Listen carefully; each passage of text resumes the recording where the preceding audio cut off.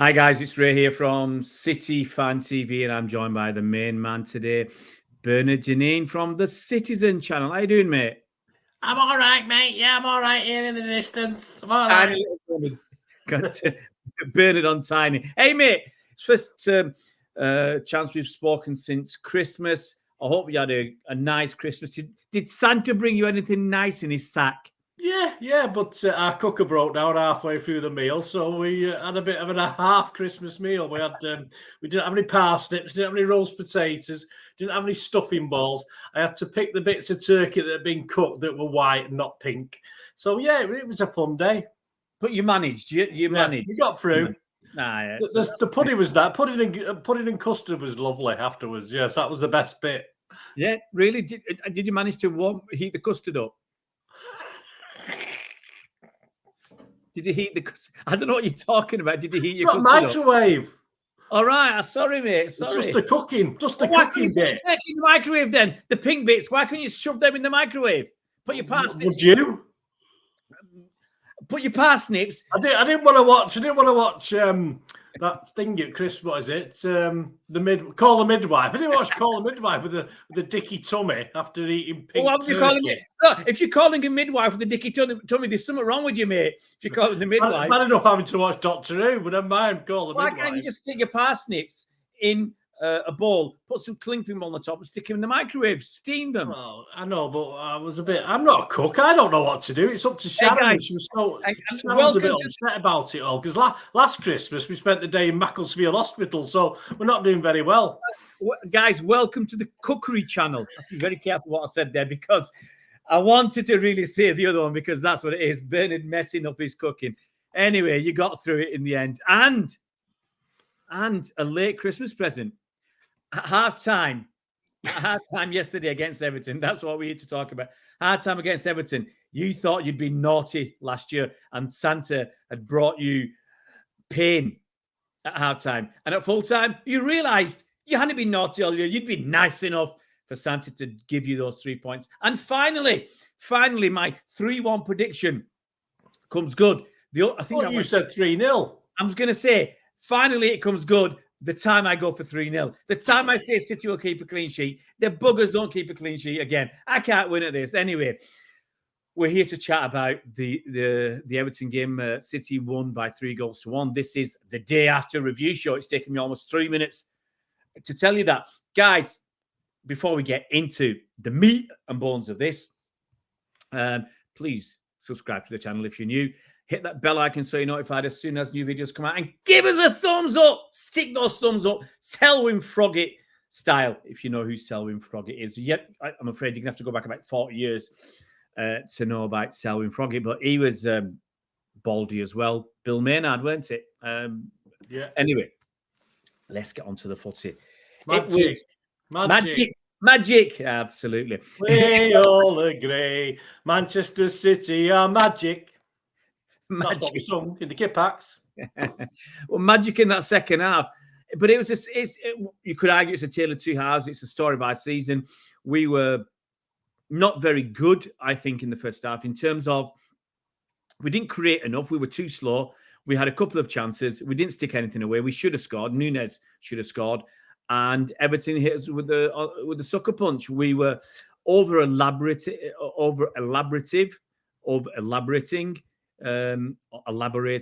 call it what you will, but so slow, tippy tappy. We give a goal away through our own naivety and stupidity. That's all I can call it. But in the second half, we were on the money. That second half, that's the way I want to see us play football: fast, decisive, pace. Grealish actually going at players. Wow! Look what happens when you can actually go at players. And overall, second half, Phil Foden was incredible. That second half, incredible. So yeah, Bernard, that's a few of my thoughts. What were you thinking as that first half unfolded? Yeah, as you said, we had a couple of chances perhaps we could have done better with, and as we do all through this season, we were our own downfall, weren't we? Their goal, it was shocking all over. It was, of course, a Akanji pinged it to Bernardo on the touchline in our third. Why he just didn't ping it up the pitch? I mean, we know what we're like. We try and play football. And then obviously Bernardo does tremendously well to control it. Unfortunately, it ends up on his ass, and the ball ends up back with the Everton attack. So, we're under pressure. Then Rodri, what the hell was he doing? Rodri gets the ball, starts strolling into his own, but this is the best defensive midfielder in the world, starts strolling to our box, falls over, no one's near him. He complains to the referee, the ghost of Goodison past must have tripped him up, because he falls over, puts the ball to McNeil, is it? And then obviously he had a calm job of passing it on to ex-City player Jack Harrison, who's obviously on loan from Leeds, is he still at the moment? Yeah. And we're 1-0 down, but all through our own uselessness. Yeah, actually, that move started off with Rodri miscontrolling a pass and giving it to the Everton player. Who then? At half time, I just put one word to my lad on WhatsApp. He didn't even comment. I think he was too depressed. I just put useless. Simple as that. And we couldn't. The only positive is that we couldn't be as bad surely in the second half. Unfortunately, we came out in the second half how we should have started the first. Absolutely. Do you know what changed that? Do you know what changed that from that shoddy performance in the first half to brilliant in the second half? One moment. Stokes getting injured? No, me putting on my shirt, my lucky shirt. All right, okay. I wasn't wearing my lucky shirt. I always say to myself, wear that lucky shirt. Last few games we've been struggling. I've been working. I've not been wearing my lucky shirt. I remember one theatre performance I did. I wore my lucky shirt underneath my other clothes. So while I was on stage, got to wear my lucky shirt. We were 1-0 down. Put the lucky shirt on, and bang, bang, bang. City come back. So when we lose, it's my fault. That's all you're going to say because I'm not wearing the lucky shirt.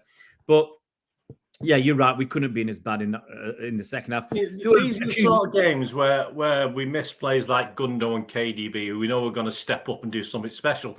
Unfortunately, we had a little homegrown guy at number 47 who stepped up and took a grip of the game, thankfully, and of course kept his shot low. I mean, most of our shots were high and handsome, weren't they? We're not handsome. They were not handsome, our shots. Yeah, well, high and not handsome, yeah.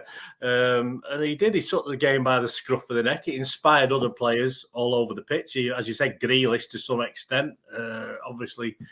And I don't think anyone really had a bad game the second half. Ederson had kept us in it the first half. Don't forget that tremendous save from Harrison. He doesn't get much credit, old Edders.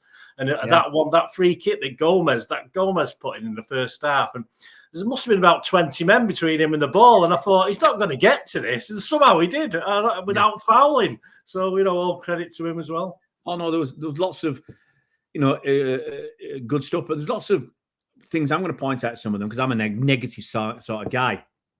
But Edison, some of his passing was a little bit questionable.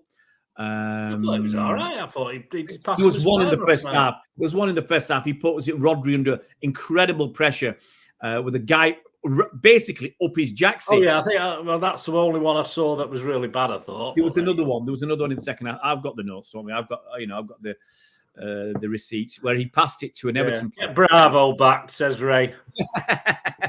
Bring Joe Hart back. Bring big Joe back.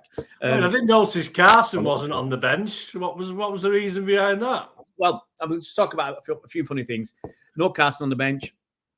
No Diaz. He was ill. No Doku. No Haaland. I was expecting Haaland to come back. And obviously no KDB. Now, briefly, we'll just mention this as we go through. But I'm a bit concerned, but I'm also not concerned because I haven't seen Doku training. At least I've seen Haaland knocking the ball around. I thought he'd be back. But you'd like to think we've got Sheffield United at home in the next game at the weekend. We should be able to, with what we had, we should be able to beat them. They'll be hard. They'll be tough. They'll do it like Everton. They'll be over physical with us, and we'll have to cope with it. There's no use whinging. You just have to get on with it. I think Akanji's best moment of that match was when Beto was substituted in the second half because he'd give him a torrid time. In defence of Akanji, he was awful first half. He was awful. Yeah. But in defence of Akanji, the referee just give everything to Beto. Oh, yeah, I agree. He didn't give anything to Akanji. Beto was all over him. He was all over him as well. But, I mean, at the end of the day, Beto started it. Yeah, well, there was one where look, Akanji a couple of times had his arms on Beto. I think fair enough. You're going to get a free kick against you. There was one though where Beto fell down. He had his hand around the back of Akanji, pulling his shirt. I think he was pulling his shorts down as well. I thought, get a room, Beto, get a room. And he pulled Akanji down. Akanji fell down. Beto fell down on top of him, and Beto got the free kick. What the Blue Blazers were referee doing? But as I said, we're lucky we've got Sheffield United next, which should be good enough to beat them. And our next game is in the FA Cup against Huddersfield, who were fourth bottom of the Championship. That's the league below ours. So you'd like to think that most of our injured players, especially Foden, especially Haaland. You've got to wait for Newcastle away, haven't they, with the injury? 13th of January. 13th of January, we've got to be winning that game because that's when the season's kicking in now. We can't afford. Well, that's when we can start picking points up again because we only got one there last year, so let's get 3 this year, Well, but the other thing is they've got two weeks of getting their players fit again, maybe getting back into form. So we're going to have to obviously be on our game, be on our mettle. But second half, we came out, as I said, we did what we should have done in the first half. We should do this in all games. The quicker you play that ball around, the more decisive you are with your passes, the more pressure you're going to put on your opposition. When we slow it down, we give opposition a chance to regroup, reset themselves. When you move it around at pace, when you keep going at them, they don't have that opportunity. And that is where mistakes are made. Foden's first goal, fantastic shot. Honestly, as soon as he hit that, I knew it was going in because it was just absolute bullet. Second goal, okay, you could argue it's a bit lucky to get that penalty, but that's what the offside laws are like now. Foden in that second half was incredible. Was it Alvarez put pressure on the goalkeeper, which ricocheted away to Branthwaite, who couldn't control it. Goal is way out of his box, or way out of where he should be. Ball comes to Bernardo. What a finish! What a finish! It's incredible. And then, do you think anyone else on City's team could have finished that like that? Foden, possibly. But then it became the Foden show. Foden tried to score his own hat-trick. He had that great shot that hit the post. Yeah. In injury time, and then he had one where it was classic Foden. He gets the ball on the half turn, turns his man. His man's gone on the wrong side. Absolutely leaves him like a dummy. Strides. This is in his own half. Runs through a couple of players, but Foden's going forward. These guys, we're winning 3-1. It's in injury time. A couple of minutes to go. Everton players aren't as bothered, but Foden comes through. He must have been 30 yards out, and he leathers it. And when he hit that, I thought that was going to go over Pickford, but it dipped too soon. But Pickford was quite a way out. And I thought, wow, if he'd scored that, that'd have been one of the goals of the season. But it was. Everything Foden was doing then was fantastic. Where's he been all season? Oh, he's been there, mate. He's been in and out. He's been around. But he's not pulled a game, took the game by a scruff of the neck, has he? That's what I mean. He's played most games this season, apart from the first game of the season. He didn't start. I think he started most of the league games. But it's time. It's time he starts delivering on a consistent basis. He's still only 23, and Pep says he's still got a lot to learn and blah, blah, blah. Look, he's been with the first team 5-6 years now. We've got no Gundogan. KDB's out. Mahrez is gone. Laporte's gone. Senior players have gone. And he's only 23, but he needs to be stepping up. He needs to be delivering and performing every single game. For me, he's a senior player now. He is a senior player, and he's got to be an example to the others. But the main thing is we won. How much does it give you an encouragement, or how much encouragement does that give you for the rest of the season? We had to do it. I'm not. At this point in time, we hadn't done that last night. If we'd drawn or lost that game, I was ready to come on here or on my own vlogs and bolt from the blue and say that we're not coming back from this. I don't care what anyone says, all these happy clappers. But, we saw enough last night in that second half to know you've got to have pride in the badge now, haven't you? Pep, as in the gold badge, not, the FIFA badge. Pep's loving winning that World Cup. Absolutely. He can see. And that's very important, even though it's not as important to us. We'll brag about it, of course we will, but it's not overly important to us. What's important to us is going on and making a good fist of defending our treble, which is what we have to do. Simple as that. And if we hadn't won last night, I would have had serious doubts, even though we would have said, oh, yeah, still plenty of time to go.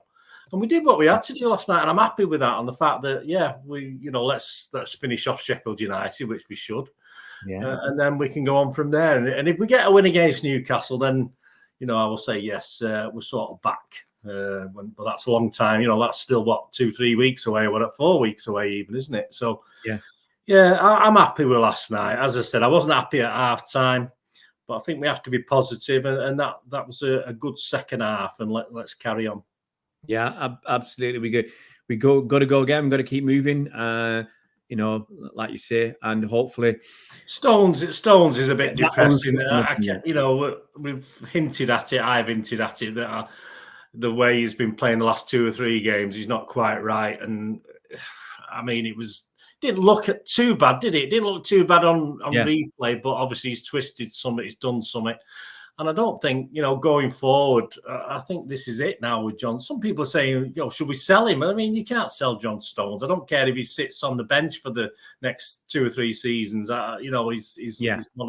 He's a bit of a hero. He's never quite had the run of it. And unfortunately, I think Pep's going to have to work on new systems, because he's not going to be able to rely on John Stones going forward. It is a shame. It is a shame because he's been brilliant for us, but you're right. There comes a time when Vinny company level now, into where Vinny for the last season or 2, you just knew you couldn't rely on him. And Stones now, Pep will have to come up with something different, because there's no way he can rely on Stones in that position he wants him to play, because he's not going to get him. Simple as. There's a couple of things I want to finish off by saying. One, the injury was unfortunate because the blooming refs the linesmen don't give the offside. It was well offside.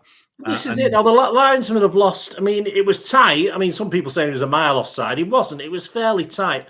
But the linesman now and referee, because of VAR, they're not willing. They've lost the ability to want to make those decisions, and it's horrible.